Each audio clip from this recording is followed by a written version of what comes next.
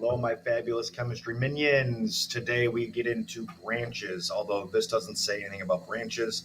Probably should say something about naming hydrocarbons with branches. My bad. We are going to look at these branches, or they're called substituents sometimes, are made of some number of carbons attached to the parent chain. You can see in the picture there's some different ways to do it. Notice they're not just straight chain carbons anymore, and the last one does have two separate side chains. We can have more than one. Sorry about your luck. Okay. The parent chain is the backbone, the longest possible chain of carbons I can make without picking up my pencil as far as drawing them, connecting the dots. And I will teach you how to do that on the very first one, and I will do that with marker, okay, with a smartboard marker. Multiple bonds in the parent chain always win. So if there is a multiple bond, that those carbons are in the parent backbone, period. Automatically win. We number the multiple bond first, and then the side chain second as far as lowest number. So the multiple bond will have the lowest number. Lowest multiple bonds wins. Okay. Prefix again tells us how many carbons are in the parent chain. So just like before, and I'm not doing the whole thing again, right, with the big example. Roots tell us what kinds of bonds are present in the parent chain, right? Ane, ein. And then when I do the side chain, here's where the new things happen. I take the ane and I replace it with il, Y-L. So methane becomes methyl. Ethane becomes ethyl. And there's never going to be any, I've never seen an ene or an ein in a side chain, because on the last set of rules, that double bond is automatically, or triple bond is automatically part of that parent backbone. So there's never going to be a side chain with a double bond or a triple bond in it that would automatically be part of the carbon backbone, as far as we're concerned. Okay. Again, the number tells us where the multiple bonds are and where the side chains are, and the multiple bonds are just going to win as far as the lowest number. Okay. So number always defaults to lowest. Multiple bond trumps that. I used that word long before we had a dictator, so don't get confused. Okay, that just means like highest suit. If diamonds is trump, diamonds beats all the other suits, so it's like a dominant thing. Kind of fitting for our dominant dictator. And let's get into an example right off the bat. So just like all the other ones we've done, we're going to start with bute. I'm going to go right to the main piece, which is the butane. That butane is going to be my carbon backbone. I see my carbon backbone is 4 carbons long, so 4 carbons. Here we go. And the ane, and I'm going to go painstakingly slow through this, is, again, single bonded. Anes are single bonded carbons, so I'm going to leave it just like that. But now I have to take care of this methyl. The YL tells me it's a side chain. The meth tells me it is 1 carbon long, so I need to put a 1 carbon side chain. And where do I put the 1 carbon side chain? On the second carbon. So on the second carbon, I'm going to put a 1 carbon side chain. Now that I'm done, I fill in my H's, and this is 2-methyl butane. For the record, I could count 1, 2, 3, 4 and make that my carbon backbone. And for the record, the exact same molecule, I could make this 1, 2, 3, 4. And notice it's still 4 carbons long, and still on the second carbon is a methyl. So I'm going to try to keep it simple for you. In a case like this, I would always call my carbon backbone the straight guy. It makes life easier. Bent is just bent, and it's just adding more. It's doing a little too much, right? So we'll say that this is my 4 carbon backbone. I'm going to do that again in a little bit, where it gets a little bit more complicated. The real reason why we need to make sure that we understand this is when we get into, I think next is isomers. That is definitely not a different structure to just number a different set, and then I didn't change it any. So that's just a little foreshadowing of where we're going, why it's so important to label the backbone the proper way. I have 5 carbons, I have 12 hydrogens, so my molecular formula is C5H12. My carbons are all single bonded, so this particular molecule is holding as much possible hydrogen as it can. So it is saturated, because it's all anes. All right, so now on this next one, we have another issue. So again, my backbone could be 1, 2, 3, 4, 5. Okay, it could be like that, or it could be like this. 1, 2, 3, 4, 5. So 5 and 5 are the same. So I can't make it any longer any other way. So what I'm going to do is I'm going to go ahead and use the straight as 5, which is pent. And then what I'm going to, all right, so I'm going to take the straight chain as my carbon backbone. It's got 5 carbons, so it's pent. Okay. And that should have probably been backwards, 5 to pent. And then I have this single bonding, so it's an ane. And again, that probably should have been backwards. Sorry. And ane, there we go. And then I have to deal with this piece. So I have this side chain. I have the side chain that's 2 carbons long. So 2 carbons is F, and ethane becomes ethyl. Put a YL. And then where did I put that ethyl? I put that ethyl on the 3rd carbon. Okay, so this is 3-ethyl pentane. Molecular formula, count them all up. I have 7 carbons and 16 hydrogens.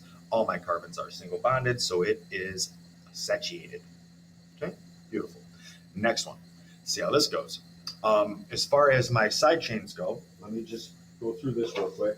I can do 1, 2, 3. That's pretty weak. I could do 1, 2, 3, 4. That is not quite cutting it. Or I could do 1, 2, 3, 4, 5. There's my chain, and it usually is the straight set of carbons. So I don't want you to get too freaked out that there's a possibilities here. You could possibly get it wrong. Most of the time, it gets pretty obvious, and it just takes just a little bit of practice. So if you see that those are the straight chain, then the others are the side chains. Excuse me. Sorry. And again, 5 is pent. So my carbon backbone is pent. My carbon backbone is single bonded. So it is an ane. Okay? And then I have these 2 side chains. 2 side chains is di, but first we need to know what to call them. And each side chain is 1 carbon long. So it's a meth. So that becomes methyl. 2 side chains that are methyls is dimethyl. We never say methyl. That's just doing too much. We say dimethyl, it's easier. Dimethyl, and then where are they?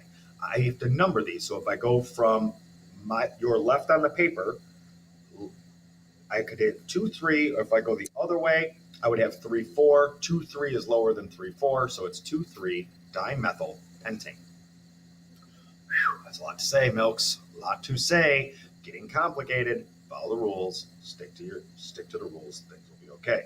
I see 7 carbons and 16 hydrogens. If I counted wrong, forgive me. Let me know if I did something wrong. It is saturated because it is methane. All right, methylhexane. Oh boy, here we go. 3-methylhexane. This time I'm going backwards. So I'm going to deal with the hexane first. Hex is 6. I got 6 there. And then there's 6 carbons. So, boom. And then I have a single bonded. So 6 carbons, single bonded is my hexane. Then I see this 3-methyl piece. Methyl is how many carbons? 1. And YL tells me it's a side chain. Where am I going to put that side chain? I'm going to put that side chain on carbon number 3. 3-methyl. So it goes on the 3rd carbon.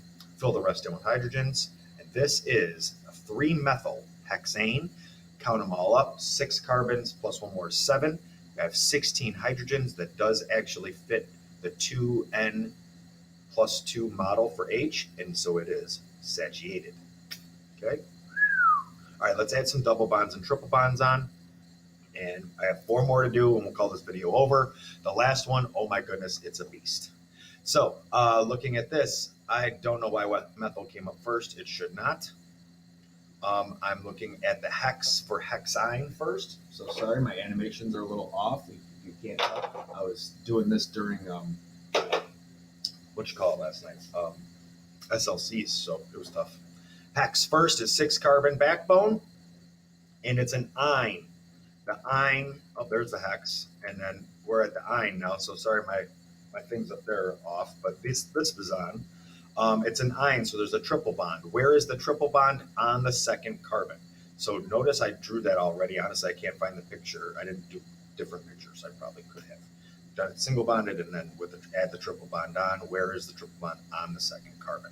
Okay. Now I'm going to attack that methyl. Okay. 4-methyl. Methyl is 1 carbon long. Okay. And where am I going to put that? I'm going to put that on the 4th carbon. Now I've already decided how to number my carbons based on that triple bond. I have to follow that numbering structure once I've numbered it. So I'm going to count 4 carbons over, put a methyl, fill in your H's, and I'm done. This is 4-methyl 2-hexyne, and everything's there, every letter matters, and that's how we go. So C6H10, because of that triple bond, this thing is unsaturated. You can see the parking spots that are open because of that triple bond. Be very careful, and this is where I want you to see. If I were to put this circle around this C, notice it has 4 dashes around it total on all 3 sides, and same with the carbon next to it. This carbon on this other side has 4 bonds around it, so it is satisfied. So I just want to be clear on that. I haven't really illustrated that as of yet. All right, so this next one's good. I want to take a quick second to say, listen, 1, 2, 3, 4 could be my possible carbon backbone, and then I could have 1, 2, 3, 4. But notice this 4 that I just drew, the straight 4, has this double bond in it. So this has to be my backbone by default. That makes this the side chain of carbon, okay? So we use that reason and logic to understand how we name this thing. So first things first, I have 4 carbons in a row. 4 carbons is a bute. So I start with a bute. And then I see that double bond present. And so that because that double bond's present, it's now an ene. So that's a butene. Then I see, oh, and it's on the first carbon. So that's important. So it is 1-butene. Then I see the methyl. And the methyl is 1 carbon long. So it's methyl. And I jumped ahead because I'm getting good at that. And that's at number 2 carbon. So it's 2-methyl, 1-butene. And this rules are all meant very matter-of-factly. So if I gave you 2-methyl 1-butene, you could go backwards. Or you could, from the picture, get to 2-methyl butene, 1-butene. Okay? It's not 2-methyl 2-butene. It's specifically 2-methyl 1-butene. Count them all up. C5H10. They are unsaturated. There is a double bond. And moving right along, we have 2 more to do. Notes, can we hurry up and get done with this video? All right, next one. 1, 2, 3, 4, 5 carbons. So it's a pent. Bam. I see a triple bond. Go to triple bonds. An ine. This one's at least animated in the proper way. Ine. Here we go. And where is the ine? It is on the 2nd carbon. So there we are. And then add them all up. C5H8. Triple bond is present, so it's unsaturated. And now here is the Mac Daddy Hattie. This bad boy. I can't even find no pictures on the internet of this thing to animate it for you, so I'll have to do it by hand. So let's do that. We're going to deal with oct first. Oct tells me that there are 8 carbons. So 1, 2, 3, 4, 5, 6, 7, 8. 8 carbons. So I'm going to start with that. And then I see this. Oh, yeah, here we go. 8 carbons. So see, that's where I got that from. And then there's this diene piece. Ene, of course, means there's a double bond. We get that from here. But the diene tells me there's 2 double bonds. And then I have to figure out where on the 2nd carbon and the 5th carbon. So doing it this way, handwritten, is going to help me illustrate for you a little bit better kind of how you do it by yourself on a pencil like you would. So I put a double bond on the 2nd carbon, 1, 2, 3, 4. And on the 5th carbon, I'm going to put a double bond. Okay? Because that's what that says to do. Then I see this methyl piece. The YL tells me it's a side chain. The methyl, of course, tells me that it's a 1 carbon side chain. And the 4 tells me to put it on the 4th carbon. So I'm going to count over 4 carbons. 1, 2, 3, 4. And I'm going to put a 1 carbon side chain. Now, normally, I put that side chain on the top. Does it matter? Well, I can rotate it in space. So no, as long as it's on the 4th carbon, we're all set. I really just did that because of spacing. I kind of drew that side chain, the main chain so high in my little box there, that it was easier to put it on the bottom. So I did. On my answer key in the packet, it would probably be on the top because I probably would have known it was coming and set it up a little bit better. And I understand that this has got a lot of stuff and it's hard to fit it all in, so just do your best. And so I have 1 piece left. I just have to put in all my hydrogens. I see 1 bond around the 1st carbon, so I need to add 3. I see 3 bonds already around this carbon, so I have to add 1. I see 3 carbons or bonds around this carbon, so I have to add 1. I see 3 bonds around the next carbon, 1. 3 around the next carbon, 1. 3 around the next carbon, 1. 2 on this carbon, so I have to add 2. I have to add 3 on the end carbons. And every time I just put a dash, I put an H. So this is how we do them by hand when they're not handy-dandy pictures that are just cut and pasted and animated. And I did it in black, so it might be hard to see all those H's, but every one of those has an H. that is 4-methyl 2,5-octadiene. Oh my goodness, that thing is huge. Count them all up. I have 9 carbons. I have 15 hydrogens.